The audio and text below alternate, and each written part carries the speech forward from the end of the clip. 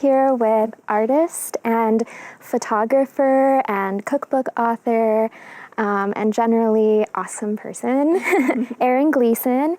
She just came out with her third book, Forest Feast Gatherings. And she is going to walk us through one of the recipes featured in her book. And she recommends that this can be done for Thanksgiving, so just in time for the holidays. Yeah, so we're going to start with the butternut squash hummus. It's sort of a fall twist on your traditional hummus dip, but it's a really fun thing to serve, I think, as everyone's in the kitchen. I know in my family we all get together on Thanksgiving Day and we're cooking, and we kind of like to have a snack. We might not have like a big lunch, but it's nice to sort of sample things as you're cooking. So this is an easy thing to make ahead. You could make it a couple days ahead and just have it on hand. So the first thing to do is to grab a butternut squash and slice it in half. Take the seeds out, and you just need 1/2 of the squash. And you can just lay it face down and roast it. And then scoop the flesh out and put it right into your food processor. Okay. Or if you want to save a little bit of time, like I did today, I just bought some of that pre-cut, pre-cubed butternut squash at the grocery store. Nice. And I roasted that on a cookie sheet. Okay. And I'm just gonna put that into the food processor. So I just used a little bit of olive oil, salt, and pepper when I roasted it. How long does it typically take? It takes about a half an hour at 425. All right. And then we're going to add 1 can of chickpeas. So one of the small cans, a 15-ounce can of chickpeas, or garbanzo beans, same thing. Nice. And then some olive oil. Now that's usually what hummus is made of. Right, yeah. The butternut squash is sort of the unusual twist that's colorful in fall and actually makes it a little bit creamier. So I think it's a fun addition. Nice. And then to give it a little bit of tang, we're just going to add some fresh lemon, 1 whole lemon. I'm going to squeeze it cut side up so that we don't get a lot of seeds in our... Oh, that's helpful. I always get seeds and... Yeah, you can also squeeze it into a bowl first if you want to sort of get the seeds out, but this is easy. Nice. And how did you come up with the idea to choose a butternut? I think it's just one of my favorite fall flavors. It's really easy to find. It's colorful, delicious. I really love the way a butternut squash tastes when it's roasted, and it gets, especially if you use a lot of olive oil, it gets that sort of caramelized flavor that's delicious. Yeah. And we're also going to add a couple of spices, just really simple stuff that you can really kind of find anywhere. Okay. Just some paprika, some garlic powder. You could also use fresh garlic if you want, just mince it up really finely first. Okay. Again, just a time saver is the garlic powder. Yes, that's always helpful. Yeah, and a little salt and pepper. So just a couple pinches of each. And then once you have that in, we're going to add the top of the food processor. We're just going to blend it up until it's good and creamy. If it seems to be kind of sticking a little bit, you can always add a little bit more olive oil to get it going, or even a little bit of water, just to kind of get it creamier. And you can also taste test as you go. If it needs a little bit more salt and pepper, a little bit more garlic, to sort of see how you like it. And, it can sort of be creamy or have little chunks. It's your preference. The dip that, we would have with carrots or bell pepper or cucumber. Yeah, I see you have the bell pepper here. Yeah, I like to use really colorful bell peppers, red and orange and yellow. Nice. Kind of bring in those fall colors. Yeah. All right. That looks pretty good. And set that aside. And then we'll just stir it up a little bit.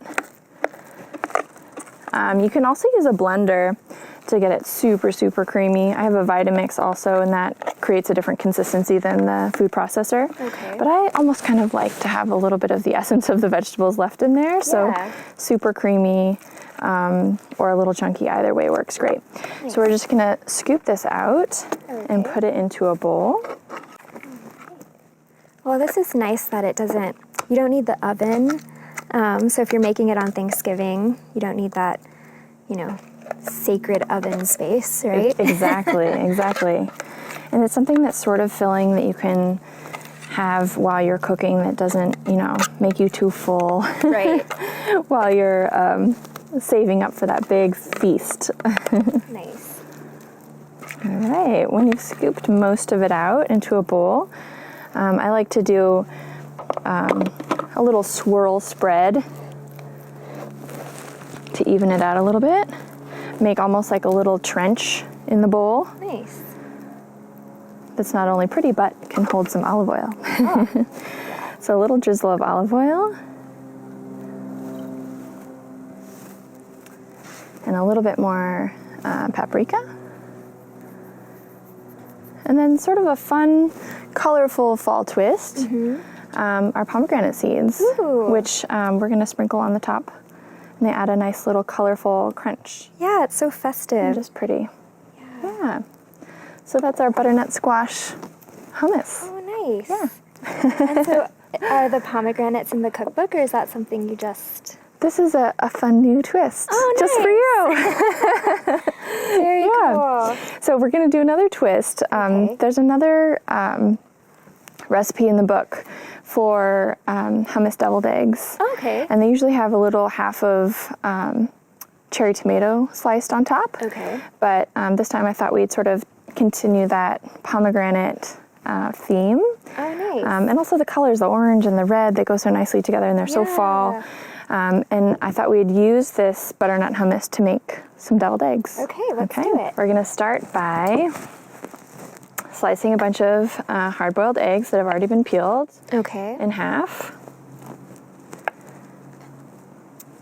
Nice. And I did another time saver and I bought these already hard-boiled and peeled, which you can get at most grocery stores, I found. All right. They're often in the refrigerated egg section. Ah, that's good to know. Yeah, it saves so much time, and I hate peeling them. Yeah. They always come out all ugly. So it's a big time saver if you can just buy several eggs already peeled. And then from here, we're just going to dump the yolks into the bowl. And we're going to set our little whites right here on the platter. Okay. So actually, yeah, do you want to help me? Sure. All right. And don't worry if there's a little bit of yolk still left in your white. Okay. It's the good stuff. Yep. And the thing I like about this recipe is that it doesn't have to be exact. Okay. It doesn't matter if you have a couple extra yolks in there, or you have extra large eggs or small eggs, or it just sort of is a very adaptable recipe. Yeah, that's nice. So sometimes I even take a few of the egg yolks out and just set them aside because you don't really need all of the yolks. Okay. So I'm just going to take about 2 eggs worth and set them out. Okay. And then we're going to add the classic deviled egg additions, or at least in my mind, which are mayonnaise and spicy mustard. And I love this because I feel like it's sort of like a nod to the 50s era of like entertaining and having people over and having a cocktail and a deviled egg. There's always a platter of deviled eggs. Yeah, it's kind of fun, around the holidays. It feels festive. So a little bit of this spicy mustard and a little bit of mayonnaise. Is this a tradition for you to make deviled eggs? Yes, I love deviled eggs, and I love them in every variation. Nice. Sometimes I add pesto. In my first book, I added avocado for guacamole deviled eggs, which is fun in the summer. But this feels a little bit more wintry hummus, and especially with the butternut, it feels very fall. So then you can just take some scoops of your butternut hummus and just add it there. I'm going to leave out the pomegranate seeds because we'll add some of those later, but a couple of spoonfuls, and then we're just going to mash the whole thing together into a creamy consistency. The egg yolks bulk it up a little bit.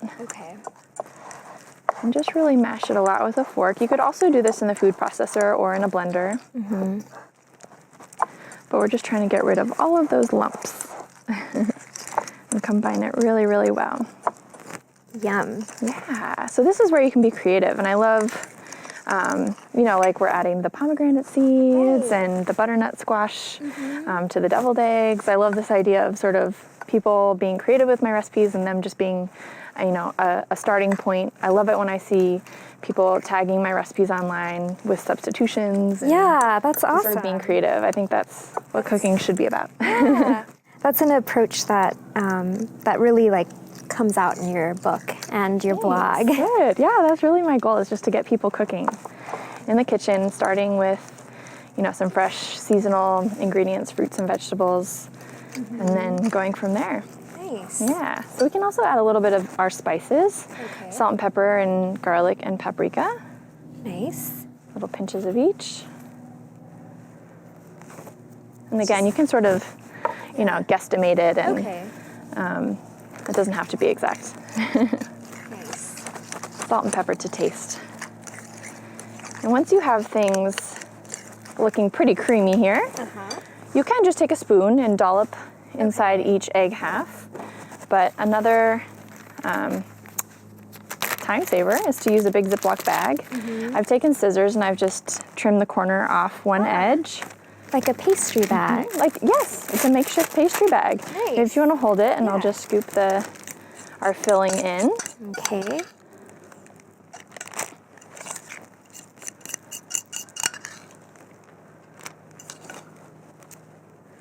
Great. Perfect. Okay. Okay, I'll let you. All right, then we're gonna just sort of squeeze it towards that corner. Okay. Ah, And just start to pipe it into these little eggs here. very cool. Nice and neat. Yeah. Just a little squirt in each egg. And like I said in the book, my hummus deviled eggs have a little cherry tomato half on top of each one to add a little color. I'm Yeah. often thinking about color when I'm cooking, because I think if the dish is colorful and pretty, it makes it just a little bit more fun to eat. Yeah. And fun to serve, especially when you're having guests over. Nice. All right, so we're looking good there. Very cool. So here is where you can also, you know, again, be creative. You could sprinkle it with chives, you could sprinkle it with paprika, salt and pepper. But I think we'll try some of those pomegranate seeds. Do you want to help me sprinkle a couple on? Let's do that. So let's do a couple on each, maybe 2 or 3 on each. Never thought of this. It'll add a fun sort of juicy crunch to each bite. And it just looks more festive, don't you think? Yeah, totally. Looks very impressive. Oh, good. That's the goal. That's the goal. Yeah. And healthy. There's good ingredients in here, Yeah. especially with that butternut squash. Very nice. And I think this would be a good thing to also serve on Thanksgiving Day when all the cooks are in the kitchen. Yeah. Sort of filling, but not too filling. Yeah, tides you over. Yeah, totally. Then we can add just a little bit of paprika to add a little bit more color. Ooh.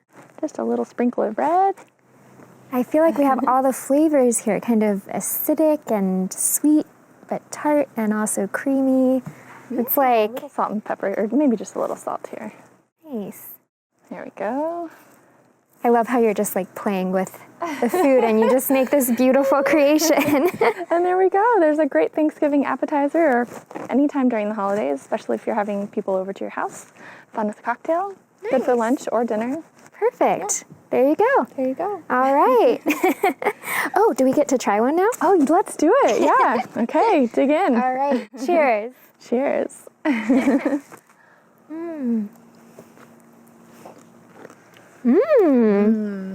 I like the juicy crunch. Me too. So good. It's a winner. I'm going to make some. Okay, good. All right. Well, thank you so much for tuning in. You can follow Palo Alto Weekly on Twitter at Palo Alto Weekly. And where can people find your work and recipes? Yeah, so you can find my new book, The Forest Feast Gatherings, on my website, which is just theforestfeast.com. Okay. And all of my books are for sale there. And I also have a line of stationery products and a whole online shop. So, Nice. yeah. Perfect. All right. Thank you so much, Erin. Thank you. All right. Happy Thanksgiving. Happy Thanksgiving.